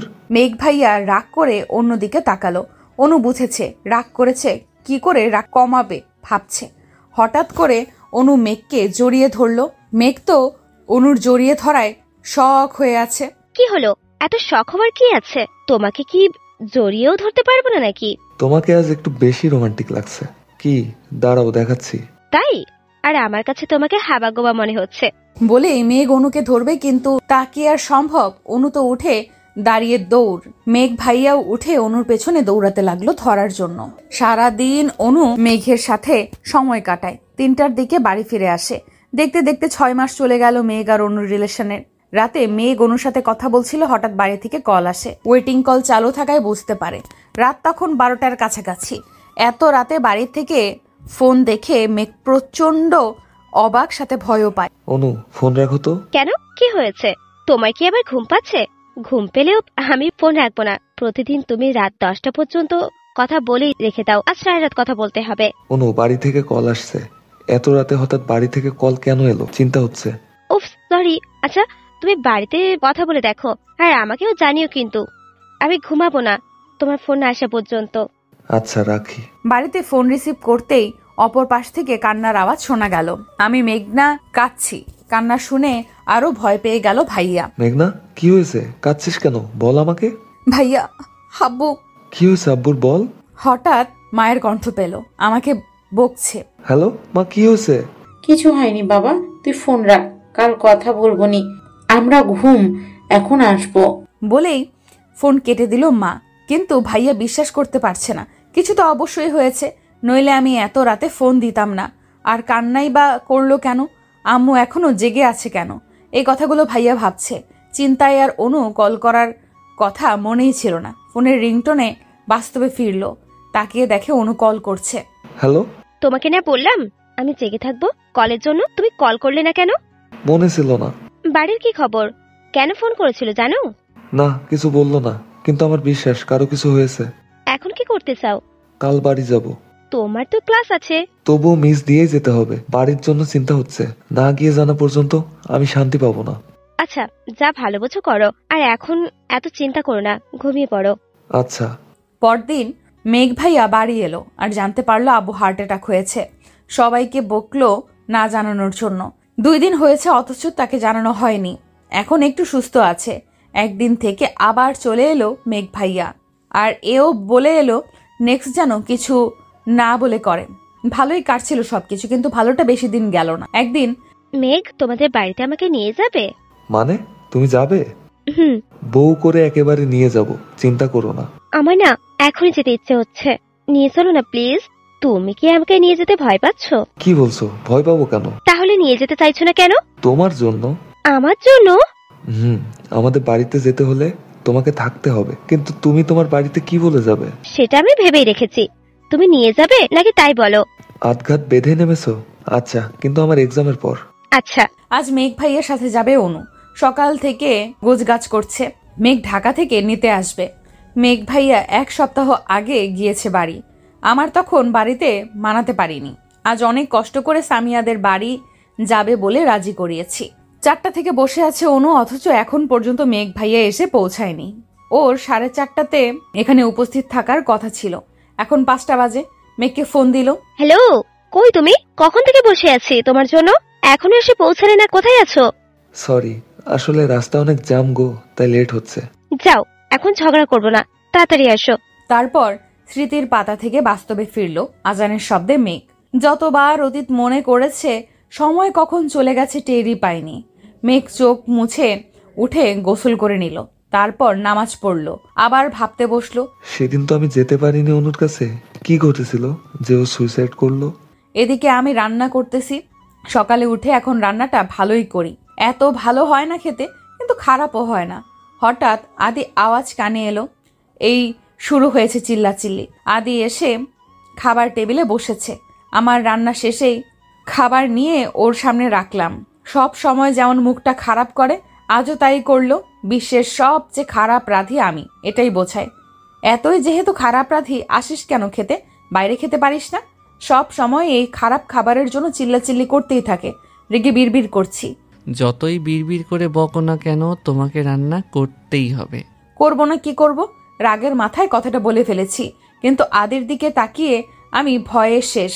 আগুন চোখে আমার দিকে তাকিয়েছে। মনে হচ্ছে চোখ দিয়ে গিলে ফেলবে। কি বললে? ভয়ে ভয়ে। কই কিছু বলিনি তো। আমি তো বললাম সব সময় রান্না করতেই থাকবো, একদম রান্নাঘর থেকে বেরই হব না। তোমাকে আমি সারাদিনে রান্না করতে বলিনি, সব কাজই করতে হবে বাড়ির, মনে থাকে যেন। আমি আর কিছু বললাম না, চুপ করে রইলাম। আদি খাবার খেয়ে চলে গেল। আমাকে একবারের জন্য খেতে বলল না। শুধু আজ নয়, কখনোই এই খোঁজ নেয় না আমি খেয়েছি কিনা, এতটাই অবহেলা করে। অনেক সময় অভিমান করে না খেয়ে থাকি, কিন্তু এতে লাভ নেই। যার সাথে অভিমান করি সেই তো বোঝে, না বোঝার চেষ্টাও করে না। আদির চলে যাওয়ার দিকে তাকিয়ে চোখের জল ফেললাম। এই জল আদির চোখে পড়ে না, আর কখনো পড়বে কিনা তাও জানি না। অভিমান বাদ দিয়ে খেয়ে নিলাম। সারা দিন এটা ওটা ঘুমিয়ে কাটিয়ে দিলাম। রাত 9টা বাজে। আগে 8টার দিকে চলেই আসতো আদি। ইদানিং অনেক দেরি করে আসে। আমি প্রতিদিনই ওর জন্য অপেক্ষা করতে থাকি। সোফায় বসে মাঝে মধ্যে ঘুমিয়েও পড়ি। কলিং বেলের শব্দে ধরফরিয়ে উঠি। আজও এখন পর্যন্ত আসেনি। সারাটা দিন আমি বাড়িতে কি করি, কিভাবে আছি জানার প্রয়োজন বোধ করে না। না ফোন আছে। একটা ফোনের কথা বলছিলাম বলে যেদিন বাড়ির থেকে চলে যাব সেদিন দেব। আমি আর কিছু বলিনি। যত অত্যাচার করুক আমি যাব না। 11টার দিকে বাড়ি আসলো আদি। দরজা খোলার সাথে সাথে রুমে চলে গেল। আমি পেছন পেছন আসলাম খাবে নাকি জানার জন্য। সে বলল খাবে না, খেয়ে এসেছে। আমি যে প্রতিদিন না খেয়ে অপেক্ষা করি সেটা বুঝলো, না খেয়ে আসছে। শুনে আর খেলাম না। আমিও খাবার ফ্রিজে রেখে আমি শুয়ে পড়লাম। আদি আর আমি আলাদা শুই। সারা রাত চোখের জল ফেলে কাটিয়ে দিলাম। সকালে উঠে রান্না করে নিলাম। আদি খেয়ে অফিসে যাবে, তখন বললাম আদি আমার একটু শপিং এ যাওয়া লাগতো। কেন? কিছু কেনার ছিল। তুমি কি আজ একটু আগে আসতে পারবে? তোমার যাওয়ার সাথে আমার আগে আসার কি সম্পর্ক? আমি আর তুমি যাব তো আগে আসলে যাবে কিভাবে? আমি কোথায় যেতে পারবো না, তোমার দরকার তুমি যাও। বলেই কয়েক কদম এগিয়ে আবার ফিরে এসে টাকা দিয়ে চলে গেল। আদি চলে গেল। ওকে নিয়ে ভেবে আর কি করব? ওর কাছে তো এখন আমি কিছুই না। কষ্ট পেয়ে কোনো লাভ নেই, এর কারণ জানতে হবে। কথাগুলো ভেবে রুমে এসে রেডি হয়ে নিলাম। আদির পরপর আমি বেরিয়ে পড়লাম। 2 ঘন্টা লাগলো। বাড়ি এসে আমি তো অবাক, কারণ দরজা ফাঁক করা। আমি তো দরজায় তালা দিয়ে গেছিলাম। ভাবতে ভাবতে ভেতরে ঢুকে দেখি আদি ডাইনিং রুমে মাথা নিচু করে বসে আছে। কেমন জানি চিন্তিত দেখাচ্ছে। পুরো ফর্সা, মুখ লাল হয়ে আছে। চিন্তায় পড়ে গেলাম আমি। তাড়াতাড়ি আদির পাশে গিয়ে দাঁড়ালাম। আদি কি হয়েছে তোমার? এমন দেখাচ্ছে কেন? আর এই সময় তুমি বাড়িতে কেন? অফিসে যাবে না? এত সময় লাগে কেন? আদি আমার দিকে তাকিয়ে। আমি তো ভয় পেয়ে গেলাম। চোখগুলো লাল দেখাচ্ছে। কি হয়েছে আদি তোমার? আব্বুর অ্যাক্সিডেন্ট হয়েছে বলেই বাচ্চাদের মতো পাগলামি করতে লাগলো। এর জন্যই চলে এসেছে। আমি কি বলে সান্ত্বনা দেব বুঝতে পারছি না। আমি আদির পাশে বসলাম। আমি কিছু বলতে যাব তার আগেই আদি আমাকে ঘুরে জড়িয়ে ধরে বাচ্চাদের মতো কাঁদতে লাগলো। আমার আব্বু ছাড়া আর কেউ নেই মেঘনা। আব্বুর যদি কিছু হয়ে যায় আমি বাঁচতে পারবো না। আব্বুকে কত বলি এখানে চলে এসো, সে রাজি হয় না। এখন আমি কি করব? আমার কিছু ভালো লাগছে না, নিজেকে অনেক অসহায় লাগছে। আদি নানা কথা বলে যাচ্ছে। এমন কথা শুনে ও হিতাহিত জ্ঞান হারিয়ে ফেলেছি। এখন ওর এখানে যাওয়া উচিত, কিন্তু ও বুঝছে না। আমি অনেক চেষ্টা করে ওকে নিজের থেকে ছাড়িয়ে দাঁড়ালাম। বাবা চট্টগ্রাম থাকে, আমাদের এখন সেখানেই যাওয়া উচিত। সবকিছু গুছিয়ে আদিও নিজেকে অনেকটা স্বাভাবিক করেছে। দুজনে বেরিয়ে পড়লাম। হসপিটালে বসে আছি, আধা ঘন্টা হলো এখানে এসেছি। আদি তো এটা ওটা এনে দিচ্ছে। বাবার অবস্থা একটু খারাপ বেশি, বয়স্ক মানুষ, এর জন্য প্রবলেম বেশি হয়েছে। অপারেশন করে ডাক্তার জানালো এখন ভালো, কিন্তু অতটাও না। 10টার দিকে আদি আমাকে একটা বাসায় নিয়ে এলো। আমরা সোজা হসপিটালে গিয়েছিলাম। রাতের অন্ধকারে কিছুই বুঝলাম না কোথায় আছি। ভেতরে ঢুকে হা করে তাকিয়ে আছি। এত সুন্দর সাজানো গোছানো বাড়িটা, ওয়াও! চারপাশে তাকিয়ে দেখছি আদির পেছনে পেছনে একটা রুমে এলাম। ভেতরে আদির একটা ইয়া বড় ছবি দেখেই বুঝলাম এটা আদির রুম। তাহলে এটা আদিদের বাড়ি। আদি এসেই ফ্রেশ হয়ে নিল, আমিও ওর পরে ফ্রেশ হলাম। এখন খিদে পেয়েছে, সারাদিন আর কিছু খাওয়া হয়নি। আদিকে দেখলাম চোখ বুজে শুয়ে আছে। ও তো কিছু খায়নি, নিশ্চয়ই খিদে লেগেছে। আমি বেরিয়ে রান্নাঘর খুঁজতে লাগলাম, আর পেয়েও গেলাম। কি রাঁধবো ভাবতে ভাবতে রুটি আর ডিম ভাজলাম তাড়াতাড়ির জন্য। রুমে নিয়ে এলাম খাবার। আদির মনের অবস্থা ভালো নেই। খাবার রুমে নিয়ে এলাম। আদির চোখ তো বন্ধ, ঘুমিয়ে পড়ছো নাকি? আদি, আদি ওঠো, খেয়ে নাও। শরীরের ধাক্কা দিয়ে আদি চোখ মেলে তাকালো, কিন্তু কিছু খাবে না বলছে। আমি বারবার বলছি, সে খাবে না। জোর করে উঠে বসালাম, তারপর মুখে খাবার ঢুকিয়ে দিলাম। অনেক জোরাজোরি করতে হয়েছে আমাকে, কিন্তু আমি হার মানিনি। বেশি খাওয়াতে না পারলেও অল্প খেয়েছে। আমিও খেয়ে দিয়ে সব গুছিয়ে রাখলাম। আদি তো ওর পাশে আমাকে শুতে দেবে না। এখন শুভ কোথায়? আমি তো এখানে কিছু চিনিও না। নিচে শোয়ার জন্য বিছানা করতে লাগলাম। হঠাৎ আদি আমাকে আটকে বলল ওর সাথে শুতে। কিছু বুঝলাম না, কিন্তু মন থেকে অনেক খুশি হয়েছি। আদিকে আমাকে মেনে নিচ্ছে, তাহলে হয়তো, নইলে ওর সাথে শুতে বলতো না। দাঁড়িয়ে দাঁড়িয়ে কথাগুলো ভাবছিলাম। সব উঠিয়ে উপরে শুতে গেলাম। আমার সব আশায় জল ঢেলে আদি মাঝখানে একটা কোলবালিশ রেখে অন্যদিকে ঘুরে শুয়ে পড়ল। আমি আর কি করব, আমিও শুয়ে পড়লাম। মাঝরাতে হঠাৎ মনে হচ্ছে কেউ আমার কপালে নরম কিছু দিচ্ছে, কারো কান্নার আওয়াজ, কিছু বলছে। আমার তো ভয় করছে। ঘুমের রেশটা ভালো করে কমে এলো। এখন কথা ভালো করে বুঝতে পারছি, এটা তো আদির কণ্ঠ। এত রাতে আদি কি বলছে? আদি অনেক কিছু বলছে। ওর চোখে পানি আমার হাতেও পড়ছে। এতে না তাকিয়েও বুঝতে পারছি ও কান্না করছে। এত কিসের কষ্ট ওর? আর বলছে আমাকে নাকি ভালোবাসে, কিন্তু ভালোবাসলে আবার কিন্তু কেন? কিছু গড়বড় আছে, আমাকে সেটাই জানতে হবে। কেন নিজের সাথে আমাকে কষ্ট দিচ্ছে? কথাগুলো ভাবতে ভাবতে কখন ঘুমিয়ে পড়েছি বুঝতে পারিনি। সকালে ঘুম থেকে উঠে নড়তে পারছি না। কেউ আমাকে আষ্টে পৃষ্ঠে বেঁধে রেখেছে। কানে কারো হার্টবিটের শব্দও আসছে। কিছু বুঝতে পারছি না কি হচ্ছে। আস্তে আস্তে চোখ মেলে তাকালাম। এ তো আদি আমাকে একদম নিজের সাথে জড়িয়ে রেখেছে। বিয়ের প্রথম দিন, আর আজ এভাবে ঘুম থেকে উঠে আদিকে এত কাছে দেখে অনেক ভালো লাগছে। এখন আর আমার চিন্তা নেই। আদি যে আমাকে ভালোবাসে সেটা আমি জেনেও গেছি। ও আমাকে কষ্ট দেওয়ার জন্য স্বীকার করে। কত নিষ্পাপ লাগছে দেখতে। একেবারে বাচ্চাদের মতো করে জড়িয়ে আছে, মনে হয় ছেড়ে দিলেই পালিয়ে যাব। আমি ওর মুখে হাত দিয়ে কাছ থেকে দেখছি। কি মনে করে জানো, ওর গালে একটা চুমু দিয়ে বসলাম। ও জেগে গেলে বা আর কখনো সুযোগ পাবো নাকি, তাই মনের ইচ্ছা পূরণ করে নিলাম। হঠাৎ আদি নড়ে উঠল। আমি সঙ্গে সঙ্গে চোখ বুজে ফেললাম। ও হয়তো ভাবছে আমি ঘুমিয়ে আছি। আমাকে সাবধানে নিজের থেকে সরিয়ে উঠে গেল। আমি চোখ ফাঁক করে সব দেখছি, কিন্তু কিচ্ছু বলিনি। আগে আমার জানতে হবে এমন করার কারণ, তারপর সব। এখানে এসেছি 3 দিন হলো। আজ বাবাকেও বাড়ি নিয়ে আসা হয়েছে। এখন অনেকটা সুস্থ। আমাকে প্রথমে চিনেনি, পরে আদি সব বলেছে। অবাক করার বিষয়, উনি একটুও রাগ করেনি। এতদিন হলো তাকে না জানি বিয়ে করেছে, সে কিচ্ছু বলল না। আমি তো ভেবেছি সে হয়তো সব জানে, কিন্তু এখন বুঝলাম কিচ্ছু জানতো না। আদি বিয়ের আগে বলেছিল বাবাকে সব জানিয়েছে, কিন্তু সেটা মিথ্যা ছিল। বাবাকে সকালের নাস্তা খাইয়ে বাড়িটা ঘুরে দেখতে ইচ্ছে হলো। 3 দিন হলো এসেছি, বাড়িটা ঘুরে দেখা হয়নি। হসপিটালে যেতে হয়েছে, বাড়িতে সময়ই কাটাইনি। সবার আগে ছাদে চলে গেলাম। ছাদটা অনেক সুন্দর, নানা রকম ফুল দিয়ে ভরা একটা দোলনাও আছে। আমি গিয়ে দোলনায় বসলাম। অনেক সুন্দর তো। এগুলো করেছে কে? আদি কি ফুল পছন্দ করে নাকি বাগানেও ফুল, ছাদেও ফুল। আদির পছন্দ মনে হয়, কিন্তু ও যে বলেছিল ও ফুল বেশি পছন্দ করে না, তাহলে এত ফুল গাছে কেন বুনে রেখেছে? চিন্তায় পড়ে গেলাম, কিন্তু কিছুই মাথায় আসছে না। ছাদ থেকে নেমে চোখ পড়লো আদির পাশের রুমে। এই রুমটায় একবারও যাওয়া হয় নাই। একবার রুমে আসি, ঘরের দিকে যেতে লাগলাম, দরজা খুলে ঢুকে গেলাম।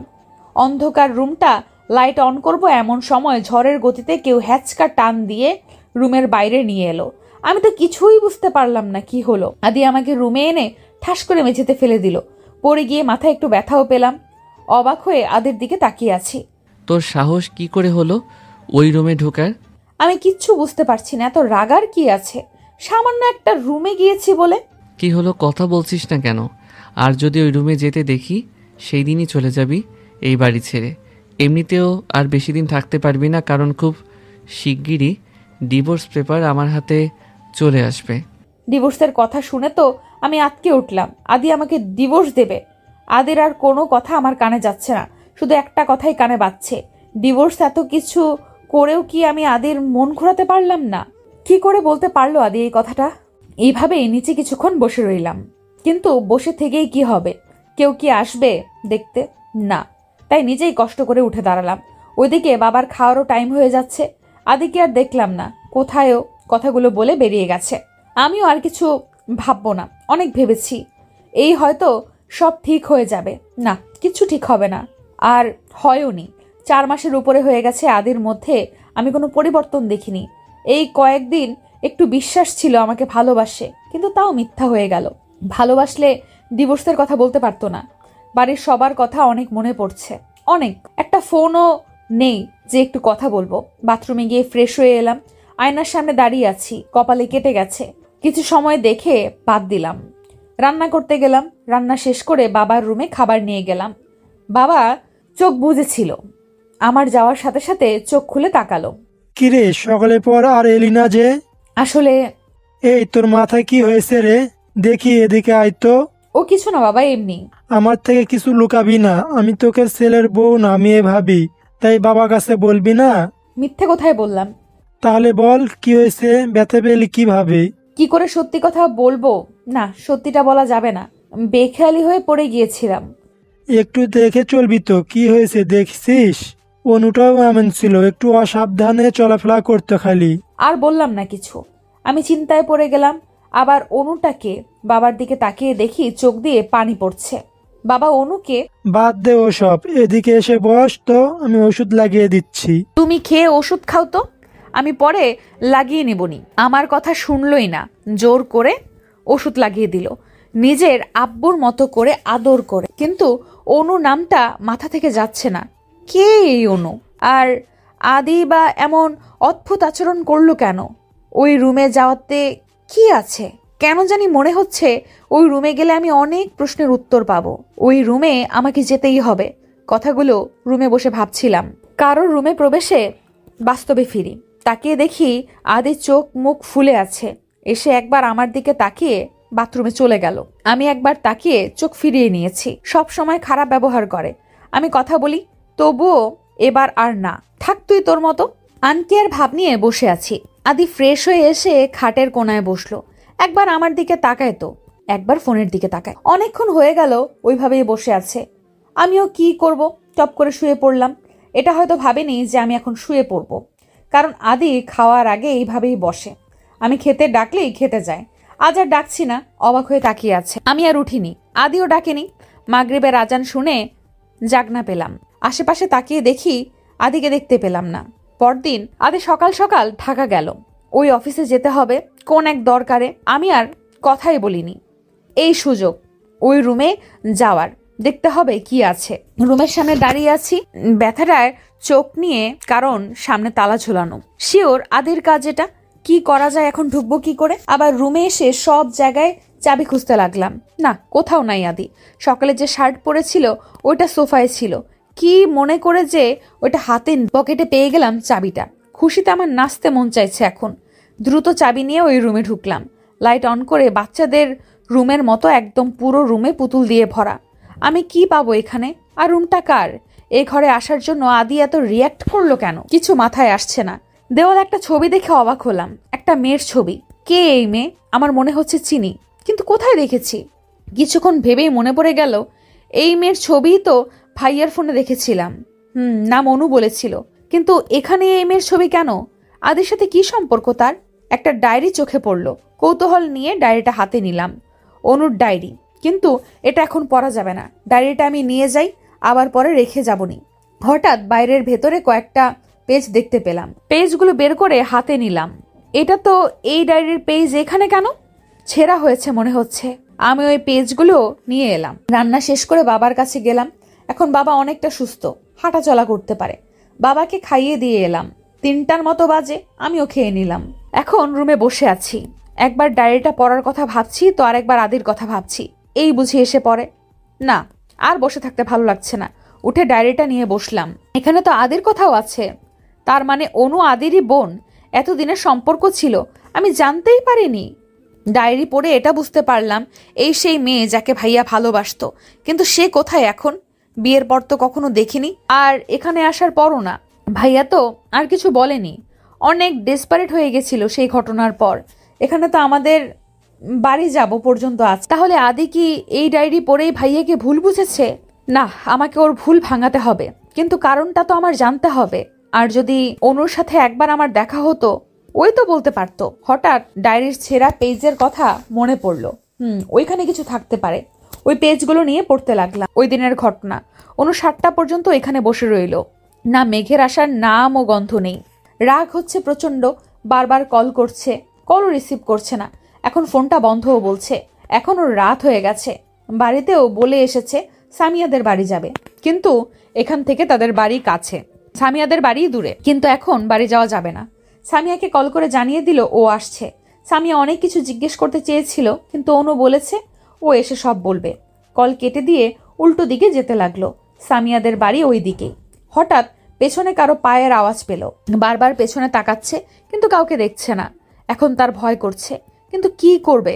ভয় করলেও এখন যত দ্রুত সম্ভব সামিয়াদের বাড়ি যেতে হবে। রাস্তাটা পুরো জনশূন্য, কোনো মানুষের আনাগোনা দেখা যাচ্ছে না। যত এগিয়ে যাচ্ছে মানুষও কম দেখছি। আর একটু গেলেই অটো স্ট্যান্ড। ওখানে যেতে পারলে আর চিন্তা নেই, একেবারে সামিয়াদের বাড়ি। ভয় ভয়ে এগিয়ে যাচ্ছে। হঠাৎ কেউ পেছন থেকে তার মুখ চেপে ধরল। অনুর চোখ বেঁধে দিল। সে তো ছুটার জন্য ছটফট করছে, কিন্তু ছুটতে পারছে না। অন্য কিছু দেখতেও পারছে না, কারণ তার চোখ বাঁধা। তারা তাকে মনে হয় গাড়িতে উঠিয়েছে। কিছু ছেলেদের কণ্ঠ শুনল, তারা বাজে কথা বলছে। এখনো বুঝতে পারছি এরা খারাপ লোক। ওর সাথে কি খারাপ কিছু করবে? অনু নিজেকে বাঁচাবে কিভাবে? ভয়ে তার হাত পা ঠান্ডা হয়ে যাচ্ছে। নড়াচড়া করছে, চিৎকার করতে চাইছে, কিন্তু তার হাত মুখ চোখ সব বাঁধা। কি করবে? শেষ রক্ষা আর করতে পারিনি। নিজেকেও সেদিন ওই লোকগুলো অনু সব শেষ করে দিয়েছিল। এইটুকু পড়ে আর পড়ার মতো অবস্থা নেই। আমার চোখ দিয়ে অঝরে পানি পড়ে যাচ্ছে। এমন খারাপ কিছু আছে কল্পনাও করিনি, আর পড়িনি। ডায়েরি সামনে নিয়েই ভাবছি সেদিন ভাইয়া কেন যায়নি। সেদিন মেঘ খুশি মনে বাড়ি থেকে বেরিয়ে যায়, বাড়িতে সবাইকে সব জানিয়ে। সবাই ফ্রি ছিলাম বলে ভাইয়া তার ভালোবাসার কথা জানিয়ে দেয়। সেদিন আমি আর মা তো সেই খুশি, ভাইয়াও খুশি মনেই হয়। কিন্তু অপেক্ষা করতে করতে রাত 10টা বেজে যায়, কিন্তু তার কোনো খবর নেই। ফোন দিলেও ধরে না। সারা রাত পার হয়ে যায়, কোনো খবর আসে না। সবাই চিন্তায় পড়ে যায়। 5টার দিকে একটা ফোন আসে, সেটা ভাইয়ার নাম্বার দেখেই আমি, মা, আব্বু খুশি হয়ে ফোন রিসিভ করি, সাথে রেগেও যাই। সারা রাত কেন যোগাযোগ করলো না? কিন্তু এমন একটা খবর শুনে পায়ের নিচ থেকে আমাদের মাটি সরে যায়। ভাইয়ার অ্যাক্সিডেন্ট হয়েছে। ভাইয়ার অবস্থা অনেক খারাপ। মাথায় প্রচুর আঘাত পাওয়াতে 1 মাস অসুস্থ থাকে। যখন জ্ঞান ফিরে শুধু একটা নাম বারবার বলে, অনু। হঠাৎ কেউ আমাকে টেনে দাঁড় করিয়ে গালে সজোরে থাপ্পড় বসিয়ে দেয়। আমি ছিটকে পড়ে আগের ব্যথা পাওয়ার জায়গায় আবার ব্যথা পেয়ে আহ করে উঠি। উপরে তাকিয়ে দেখি আদি অগ্নি দৃষ্টিতে তাকিয়ে আছে। তুই কাজটা ঠিক করিসনি। আমি তোকে বলেছিলাম ওই ঘরে না যেতে, তুই শুনিসনি। তোকে বলেছিলাম যেদিন সব জানবি সেদিন এই বাড়িতে তোর জায়গা হবে না। এখন তুই তো সব জেনেই গেলি। আজই তোকে বাড়ি থেকে চলে যেতে হবে। আদি কি বলছো এসব? দেখো, তুমি সবটা জানো না, আমার কথা শোনো প্লিজ। আমি কিছু জানতে বা শুনতেও চাই না। তুই যে এখন আমাকে মিথ্যা বুঝিয়ে বলবি তোর ভাইয়ের কোনো দোষ নেই, আমি সেটা কিছুতেই বিশ্বাস করব না। উঠতে গিয়ে আমি কেন বানানি কথা বলবো? আদি, আমি তোমার ভুলটা ভাঙাবো, আমার কথাটা তো শোনো। আদি আমাকে টেনে ওঠায়। কোনো মিথ্যে কথা শুনতে চাই না। তোর ভাইয়ের জন্য আজ আমার আদরের বোনটা নেই। তোর ভাই আমার বোনকে ঠকিয়েছে, মিথ্যা আশ্বাস দিয়ে নষ্ট করে দিয়েছে, যার জন্য সুইসাইড করতে হয়েছে। যার গায়ে কোনোদিন ফুলের টোকাও লাগতে দেই নাই, তাকে কষ্ট দিয়েছে। কোনোদিন আমি তোদের ক্ষমা করব না। আমার পুরো পরিবার শেষ হয়ে গেছে তোদের জন্য। আমার মাও চলে গেছে মেয়ের শোকে। এই জন্যই তো তোকে পালিয়ে নিয়ে এসে বিয়ে করেছি। তোর পরিবারের সবাই আমাকে মেনে নেবে বলেছিল। আমি তাদের সাথে খারাপ ব্যবহার করি, যার জন্য মেনে নেয়নি। আমার পরিবারের সব শেষ। এখন তোর পরিবারে কেউ ভালো নেই, কেউ না। সবাই চিন্তা তোর বাবা হসপিটালে ভর্তি আছে। আমি আর শুনতে পারছি না। এত কিছু করেছে আদি, আর আমি কিছু বুঝতে পারলাম না। যেখানে আমার ভাইয়ের কোনো দোষই নেই, তার জন্য এত কিছু। মানছি ওনার সাথে খারাপ হয়েছে, তাই বলে না জেনে আমাদের সাথে। আদি, তুমি অনেক বড় ভুল করছো। যে দোষ আমার ভাই করেইনি, তার জন্য তুমি এত কিছু করলে। তোমার সবকিছু জানা দরকার। তোর মিথ্যে কথাই ভুলবো না আমি। কোনো ভুল করিনি, ডায়েরি পড়ে সব জানতে পেরেছি। তুমি তোর আর কোনো কথা শুনতে চাই না। ডিভোর্স পেপার আর 1 সপ্তাহ পর আসবো ভেবেছিলাম, সেই দিনই তোকে কিন্তু না, আজই তোর চলে যেতে হবে। আদি, আমার কথা শোনো, তুমি ভুল করছো। আমি কোনো ভুল করছি না, চলো। বলেই আমাকে টেনে নিয়ে যেতে লাগলো। আমি বারবার আমার কথা শুনতে বলছি, কিন্তু আদি কোনো কথাই শুনছে না। আমাকে ভুল ভাঙানোর কোনো সুযোগই দিচ্ছে না। নিজেকে এত অসহায় লাগছে বলে বোঝাতে পারবো না। আমাদের চেঁচামেচির শব্দ বাবার কানেও চলে গেছে। ওইখান থেকেই ডেকে যাচ্ছে। আমিও বাবাকে ডাকছি। সে আসলে হয়তো আদি ছাড়বে, কিন্তু আদি আর কিছু না। দরজার কাছে এনে আমাকে বের করে দিল। আদি, প্লিজ এমন করো না। সন্ধ্যা হয়ে গেছে, আমি এখন কোথায় যাব বলো? প্লিজ আমার কথা ভালোভাবে শোনো। তারপরও যদি তোমার বিশ্বাস না হয়, কাল আমি নিজেই চলে যাব, কিন্তু আজকে না, প্লিজ। না, কিছু শুনবো না, চলে যা তুই যেখানে খুশি। বলেই আদি দরজা আটকে দিল। কোথায় যাব, কি করব, কিছু বুঝে উঠছি না। ওইখানেই বসে পড়লাম। চিৎকার করে বলতে ইচ্ছে করছে, কেন আদি, কেন তুমি আমার কথা শুনলে না? কেন যে দোষ আমরা করিনি, সেই জন্য শাস্তি পাচ্ছি। একবার যদি আদি আমার কথাগুলো শুনতো, ওর ভুল ভাঙতে পারতো। কিছুক্ষণ বসে রইলাম এই ভেবে আদি হয়তো আসবে। এই রাতে আমি কোথায় যাব, কি করব ভেবে 10 মিনিটের মতো হয়ে গেল, তার কোনো খবর নাই। এদিকে আদিরও আমায় তাড়িয়ে ভালো লাগছে না। সামনে যতই বলুক, মন থেকে তো সেও ভালোবাসে, কিন্তু বোনের জন্য তা মানে না। এখন নাকি নিয়ে টেনশন হচ্ছে, আবার বোনের কথা ভেবে নিজেকে শক্ত করছে। রুমে বসে ভাবছে ওর কথাগুলো। বাবা এলো হঠাৎ, তাকে জিজ্ঞেস করলো কি হয়েছে। প্রথম থেকে সব বলল বাবাকে। সিসি, তুই এমন কাজ করবি আমি ভাবতে পারিনি। যদিও এই ছেলেটার দোষ, কিন্তু তাই বলে মেয়েটাকে কষ্ট দিয়ে তোর কি লাভ হলো? মেঘনার কি দোষ সেখানে একজন অন্যজনের সাথে? তুই এগুলো কিভাবে করলি? তাহলে তোর আর ওর মধ্যে পার্থক্য কি রইল? বাবা আদিকে অনেক বকে চলে গেল। কথাগুলো আমার কানে বাজছে। সত্যি কি আমি ভুল করছি? না, আমি কেন ভুল করব? ওদের জন্য আজ আমার আদরের বোন নেই।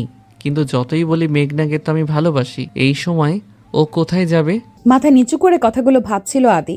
হঠাৎ ডায়েরিটা চোখে পড়ল। ডায়েরিটা হাতে নিল। এখান থেকে তো জেনেছিল।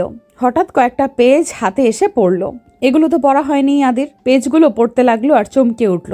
ও কত বড় ভুল করেছে এখন বুঝতে পারছে। 5 বছর পর। মাম্মা, মাম্মা, আপু কোথায়? আপু তো অফিসে।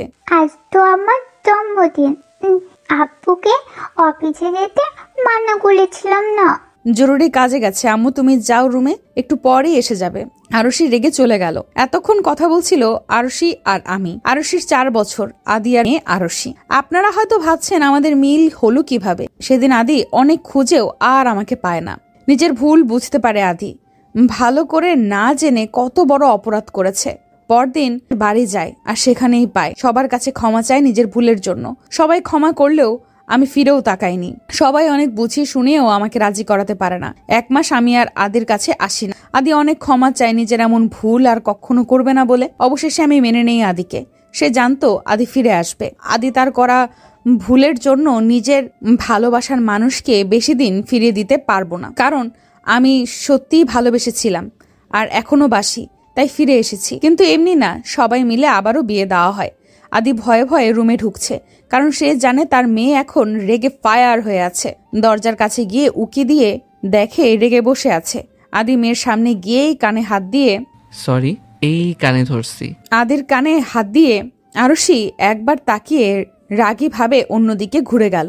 কি হলো, আমার আম্মুটার কি আমার সাথে কথা বলবে না? সরি বললাম তো, অনেক দরকার ছিল, নয় কি আমি যেতাম। তোমার কোনো কথা শুনবো না আমি। আচ্ছা তাহলে আমি এই গিফটটা নিয়ে চলে যাই, কেউ তো আমাকে ভালোই বাসে না, গিফটটা আর কাকে দেব? আদি চলে যেতে নিলে আরুষি দৌড়ে এসে গিফট চাইতে লাগলো। আদি জানতো গিফটের কথা বললে এনার রাগ ভাঙবে। আমাদের বাড়ি থেকে সবাই আসে, ভালো করেই কেটে যায় অনুষ্ঠানটা। রাতে আরুষি ঘুমিয়ে পড়েছে। আমি জানলা দিয়ে বাইরে তাকিয়ে আছি, হঠাৎ পেছন থেকে কেউ জড়িয়ে ধরলো।